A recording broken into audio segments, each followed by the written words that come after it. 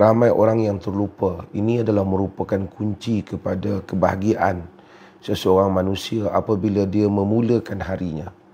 Ramai orang kadang-kadang dia mencari petua macam-macam, macam mana nak menenteramkan dan membahagiakan dirinya.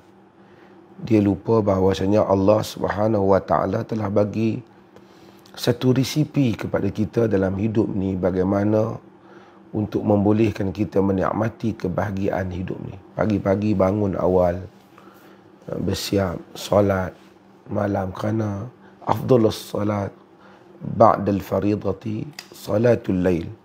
Sembahyang yang paling afdal selepas sembahyang fardu ialah sembahyang malam, seperti mana hadis yang diriwayatkan oleh Imam Muslim. Maka kita salat malam. Lepas tu kita disuruh wabil ashari hum yastaghfirun. Pada waktu sahur itu kita disuruh untuk beristighfar. Maka kita istighfar banyak-banyak pada waktu sahur. Dan yang sahur ni maksud sebelum waktu subuh kita masuk. Kemudian kita bersiap sembahyang 2 rakaat sebelum subuh, hadir ke masjid untuk solat fajar, solat subuh berjamaah. Ini merupakan kunci kepada kebahagiaan dan kelapangan dada satu orang insan yang hidup atas muka bumi ini. Ramai orang kadang-kadang dia terlepas waktu-waktu yang sangat penting ini. Kadang-kadang orang dia bangun sebelum subuh, sejam ataupun 2 jam ataupun setengah jam. Masa itu terlalu berharga. Dia buangkan masa itu dengan baca, tengok handphone, baca cerita tu, baca cerita ni. Padahal dia boleh tangguhkan hal tu pun. Waktu itulah waktu istighfar, waktu itulah waktu doa. Melainkanlah ada mesej yang urgent, dia nak kena jawab hari itu juga, masa itu juga.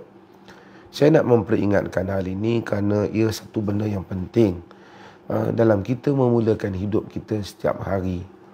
Tuan-tuan dan perempuan yang hadir pergi bersiap diri pada hari ini untuk melakukan urusan, yang nak pergi kerja. Hal-hal yang seperti ini kadang-kadang kita terlepas pandang. Kebahagiaan ialah sesuatu yang dicampakkan oleh Allah di dalam dada manusia.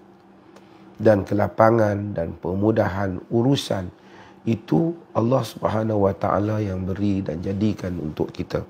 Sebab itu kita ikuti resipi yang diberi oleh Allah pada kita, yang diajar oleh Rasulullah sallallahu alaihi wasallam. Kadang-kadang orang dia cari petua macam-macam. Senaman apa nak elakkan stres umpamanya. Ini semua ialah mungkinlah untuk otot-otot badan dia baik, tetapi sakinah, ketenangan dan kebahagiaan ialah sesuatu yang dicampakkan oleh Allah di dalam dada manusia. Ia datang melalui dengan kita sentiasa menyeru Allah, sentiasa berbicara dengan Allah, sentiasa kita memanggil Allah Azza wa Jalla. Terutama pada waktu 1/3 akhir sebelum daripada masuknya waktu fajar. Dan kemudian hadir menunaikan solat subuh berjamaah. Ada orang dia bagi tahu saya, dia tak nak solat subuh berjemaah di masjid ni sebab nanti lama. Nak kena tunggu sembahyang memang 2 rakaat. Dia kata nanti tu imam tu duk berzikir, nak kena tunggu sampai lagi setengah jam. Sebenarnya yang dituntut kepada kita ialah solat fajar berjemaah. Kemudian selepas daripada itu, kalau mengikut apa yang diamalkan oleh Rasulullah, setiap orang berzikir sendirian dan dia boleh berdoa sendirian. Dia tak perlu menunggu untuk bersama-sama tunggu sampai imam habis baca barulah boleh untuk dia keluar daripada masjid. Tak, dia mungkin lepas bagi salam, dia kalau ada urusan, dia boleh segera dengan urusannya dengan sedikit istighfar dan kemudian zikir. Dia boleh tidak ada tanggungjawab untuk dia tunggu imam.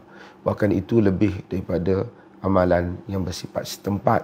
Kalau kita pergi ke Madinah, ke Nabi, dan kita pergi ke Masjidil Haram, kita akan tengok bagaimana setiap orang berzikir dengan sendirinya dan dia boleh berdoa jika dia mahu, ataupun dia hanya melazimi wirid-wirid yang diajar oleh Nabi sallallahu alaihi wasallam.